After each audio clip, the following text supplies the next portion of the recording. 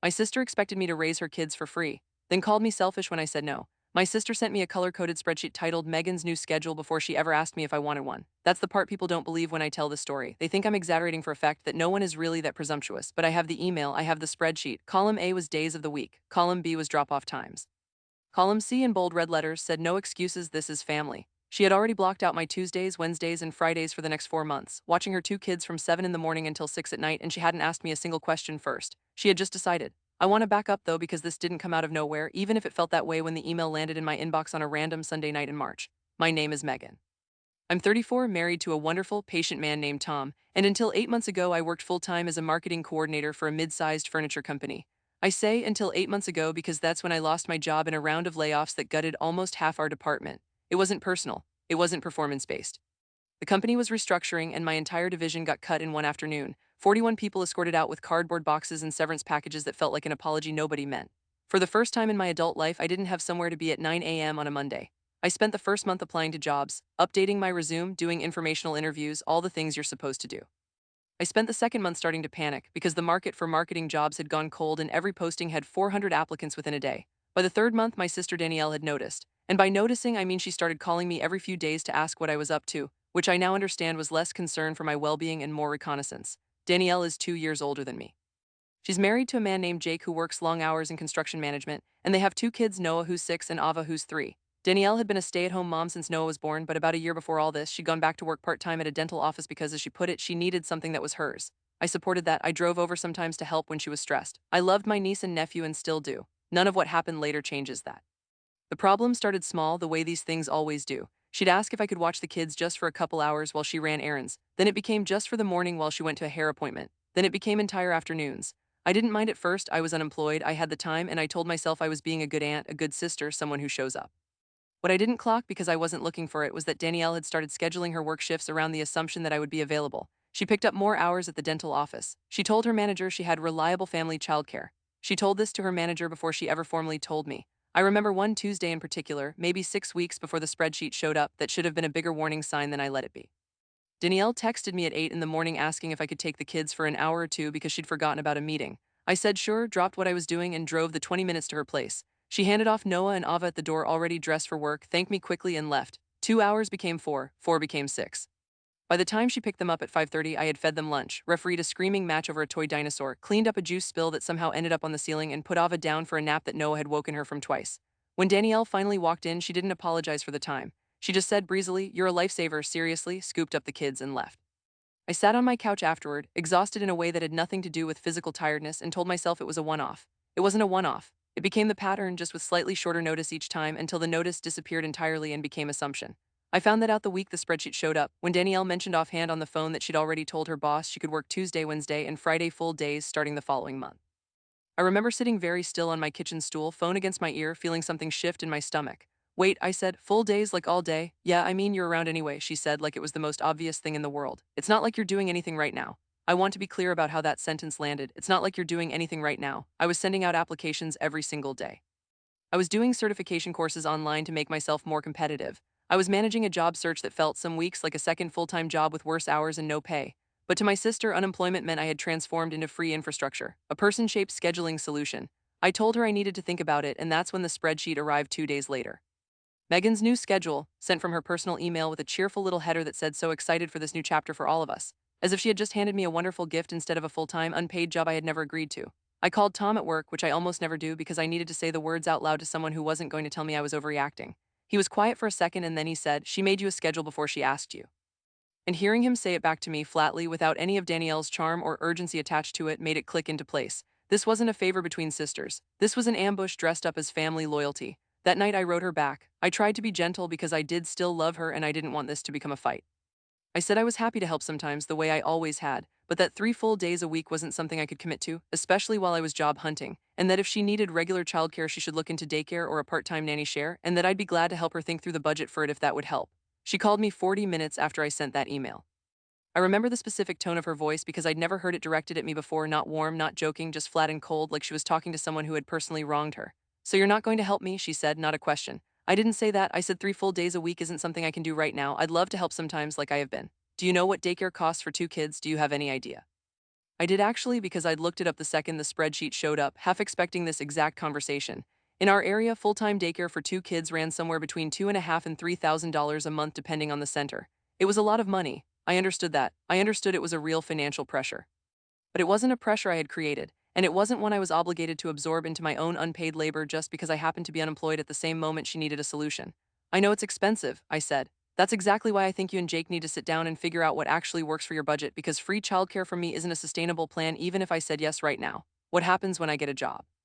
You'd be right back where you started, except now you've built your work schedule around something that was never guaranteed. So you'd rather I lose my job than help your own family. That's the part I want people to really sit with because it's the sentence that ended up defining the entire next 6 months of my life. I hadn't threatened her job. I hadn't done anything except decline to become a full-time unpaid employee of her household. But in her framing, any boundary I set was equivalent to an attack on her. I didn't have a good response in the moment. I just said I was sorry she was stressed, that I still wanted to help when I could, and that I hoped we could find something that worked for both of us. She hung up without saying goodbye. For the next 2 weeks, things were tense but quiet. She didn't call as often. When she did, the conversations were short and businesslike. I told myself it would blow over, that she was frustrated but would eventually understand my position. I did not understand yet that she had already started building a narrative about me to the rest of the family, one conversation at a time, each one designed to make her the reasonable, overwhelmed working mother and me the selfish, lazy sister who had all this free time and refused to use it for anyone but herself. The first sign of it came from my mother. My parents, Linda and Robert, live about 40 minutes from both of us, and we usually did a family dinner every few weeks. At the next one, my mother pulled me aside in the kitchen while I was helping her plate dessert. Danielle's really struggling, she said, not quite looking at me. It's a lot, 2 little ones and a full-time job. I know it's hard, I said carefully. I've offered to help when I can. I just can't do 3 full days a week unpaid, especially while I'm job hunting. My mother made a small sound, not quite agreement, not quite disagreement. She said you basically told her to figure it out herself. That was such a distorted version of what I'd actually said that I felt my face get hot. That's not what I said. I told her daycare might be the more sustainable option and that I'd help her look into costs and options. Well, she's very hurt, my mother said, in the tone people use when they've already decided whose side they're on and are just informing you of the verdict. You know how much she's always looked up to you. She thought you'd be there for her. I didn't say anything else that night. I went home and cried in the car before I even started the engine. That particular kind of crying that isn't about the argument itself, but about the realization that you're being quietly recast as the villain in a story where you did nothing but say no to something you never agreed to in the first place. Over the following weeks, it got worse. My aunt texted me a strange, passive-aggressive message about how family is supposed to show up for each other in hard times. My cousin, who I'm not even particularly close with, liked a Facebook post Danielle had shared, one of those generic quote graphics that said something like, "Some people will help a stranger before they'll help their own sister," and commented a little sympathetic heart emoji underneath it. I knew it was about me. Everyone who knew our situation knew it was about me. Danielle never named me directly online, which was almost worse because it meant I couldn't even respond without looking unhinged, arguing with a vague, inspirational quote graphic like it had called me out by name. The isolation crept in slowly. Family group chats that used to include easy, casual back and forth started going quiet whenever I posted something. I wasn't invited to a small gathering at Danielle's house for Ava's preschool graduation, something I only found out about because my mother mentioned it after the fact, assuming I already knew. When I asked her about it, she got flustered and said, "Oh, I just figured things were still awkward, so I didn't want to put you in that position," which was its own kind of answer. There was a smaller moment during that stretch that hurt more than any of the bigger ones, oddly enough.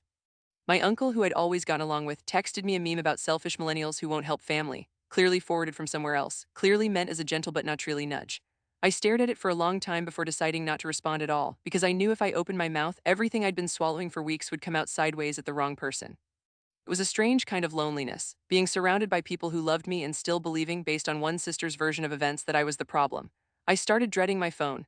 Every notification felt like it might be another relative weighing in on a fight they'd only heard about secondhand, from the person with every incentive to make herself look wronged.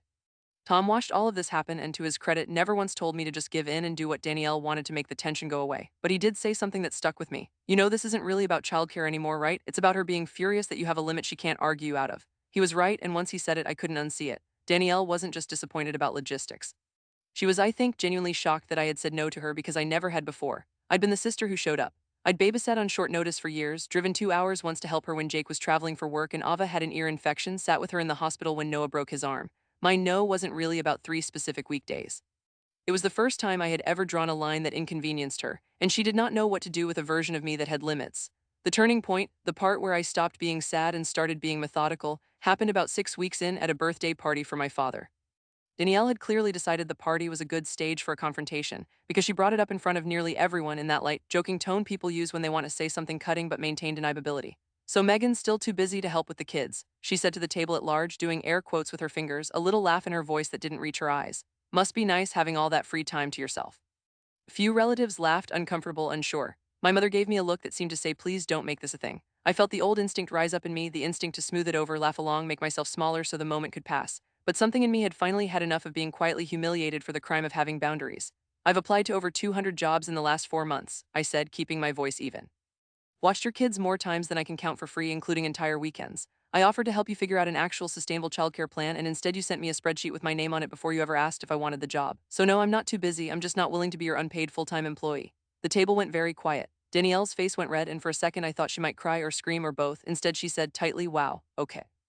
Good to know how you really feel, and got up from the table. I went home that night, and for the first time since the spreadsheet, I stopped trying to smooth things over in my head. I sat down and actually wrote everything out, a timeline, dates, what I'd offered, what she demanded, what I'd actually said versus what she'd told the family I'd said. I pulled up my old calendar and counted every single day I'd watched the kids over the past year, free of charge, and multiplied it by a fair local babysitting rate just to see the number. It came out to just over $4,000 in free labor I'd already provided, on top of the 3-day-a-week arrangement she was now trying to guilt me into on top of that. I wasn't building this timeline because I planned to send my sister an invoice. I was building it because I needed, for my own sanity, concrete proof that I had not been the selfish one in this story, because the family narrative had gotten so distorted that I'd started to doubt my own memory of events. A few days later, my mother called and asked if we could all sit down together as a family to clear the air. I said yes, mostly because I was tired of being talked about instead of talked to, and because I wanted witnesses in the room when I finally laid out the actual timeline instead of the version Danielle had been feeding everyone for weeks. We met at my parents' house on a Sunday afternoon, me and Tom, Danielle and Jake, my mother and father.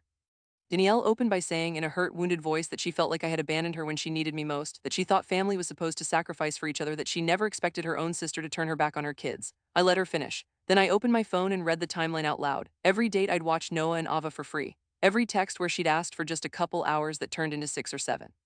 The dollar figure, just over 4,000 of free childcare I'd already provided in the past year alone. The email with the spreadsheet sent before she'd ever asked me a single question. The fact that she'd told her manager she had reliable family childcare locked in before she told me anything. I never said no to helping you, I said. I said no to being your unpaid full-time employee, 3 days a week indefinitely with no plan for what happens when I get a job again. That's not abandoning you. That's having a job search and a life of my own that doesn't automatically become subordinate to yours. Jake, to his credit, looked deeply uncomfortable through most of this and afterward quietly admitted that he hadn't known about the spreadsheet or that Danielle had told her boss about the arrangement before talking to me. My father sat with his arms crossed, saying very little, which for him was its own kind of statement. My mother looked between us like she genuinely hadn't understood the scale of what Danielle had been asking until she heard the actual numbers said out loud instead of the softened version she'd been getting secondhand. There was a moment during that meeting I keep coming back to. After I finished reading the timeline, the room went quiet in a way I'd never experienced in my family before, no one rushing to smooth things over, no one cracking a joke to release the tension. My father, who almost never involves himself in disagreements between me and Danielle, finally spoke. Did you tell your job you had childcare lined up before you asked your sister? He asked her directly. Danielle's face did something complicated, caught between defensiveness and the dawning realization that the question wasn't going to have a good answer. I assumed she'd say yes, she said quietly. She always says yes. That sentence sat in the room for a long moment, and I think it was the first time anyone besides me and Tom had heard, out loud, exactly how little yes had ever been treated as optional. Danielle didn't apologize that day. She said I was twisting things and that she never meant it like that, and left early with Jake trailing behind her, apologizing to our parents on their way out for something that wasn't his to apologize for. The weeks after that were hard. Danielle didn't speak to me for almost 2 months. The family group chat, which had already gone quiet, went completely silent between us. I threw myself harder into the job search, partly because I needed the income and partly, if I'm honest, because I needed proof for myself as much as anyone else that the time I'd been spending wasn't the idle, purposeless stretch Danielle had painted it as. I updated my resume again. I took a certification course in project management I'd been putting off. I went to 2 networking events I would normally have talked myself out of because staying busy kept me from replaying the birthday party conversation on a loop in my head. I heard through my mother that Danielle had ended up putting the kids in a part-time daycare program 3 mornings a week and had adjusted her work hours to match, which was notably the exact solution I'd suggested to her months earlier, back before any of this had escalated. She never said that to me directly. I just heard it secondhand, the way I heard most updates about her life during that stretch. What actually shifted things wasn't a dramatic reconciliation. It was smaller and slower than that. About 2 months after the family meeting, I finally landed a new job, a better one actually, at a company with a healthier culture and better pay than my old one. I posted about it cautiously on our family group chat, half expecting silence. Danielle was the first person to respond, a single line, "Congratulations, that's really great news." It wasn't an apology, it wasn't even particularly warm. But it was a door left open just slightly, and I decided to walk through it. We had coffee a few weeks later, just the two of us. She didn't apologize outright, not in so many words, but she did say something that felt like the closest she could get to it. "I think I got so overwhelmed that I stopped seeing you as a person with your own stuff going on and just saw you as a solution to my problem. That wasn't fair." I told her I appreciated her saying that, and that I understood how scared and stretched thin she must have felt, but that it didn't excuse the spreadsheet or the way she'd talked about me to the rest of the family before ever talking to me directly. We're in a better place now, though it's not exactly the same as it was before. I still watch the kids sometimes, and I still love being their aunt more than almost anything else in my life. But I watch them when I offer, on my terms, not because someone built a schedule with my name on it and dared me to say no. Danielle and Jake have kept the part-time daycare arrangement, and as far as I know, it's working fine for them, proof that the impossible solution she swore didn't exist was actually available the entire time. She just hadn't wanted to pay for it when a free alternative seemed easier to demand. What I learned out of all of it is something I don't think I really understood before, that some people don't experience your boundary as a limit. They experience it as a betrayal because the version of you they'd built in their head never had any limits to begin with. My sister wasn't punishing me for refusing to help her. She was punishing me for turning out to be a full person instead of a convenience she'd assumed would always be there. Took losing 2 months of speaking to her, and having half my extended family quietly judge me over a story that wasn't even true before she was willing to see the difference.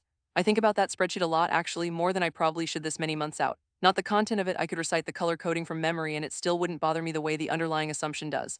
What stays with me is how confident she was sending it. She didn't hesitate. She didn't add a note asking if the days worked for me. She built an entire 4-month structure around my time as though it were a resource she already owned, the same way you'd book a conference room or reserve a rental car, and she was genuinely blindsided when the resource turned out to have opinions of its own. I don't think Danielle is a bad person or even a bad mother from everything I've seen since. She's attentive and loving with Noah and Ava in a way that makes it clear how much she adores them. I think she was drowning, and drowning people grab whatever is closest without checking if it can hold their weight. I happen to be closest. I happen to also be unemployed at the exact moment she needed something, and in her mind those two facts added up to an obligation I never actually agreed to. These days, when she asks me to watch the kids, she asks. Actual words forming an actual question with room in it for me to say no. Sometimes I say yes and we have a wonderful afternoon and I remember exactly why I love being their aunt. Sometimes I say no because I have plans or I'm tired or I just don't want to and she says no worries and figures something else out, the way people are supposed to when someone else's time isn't automatically theirs to spend. It's such a small thing being asked instead of informed. I don't think I understood how much that distinction mattered until I spent 2 months living on the wrong side of it. I don't regret saying no. I regret how long it took me to say it clearly and how much damage had already been done by the time I finally did.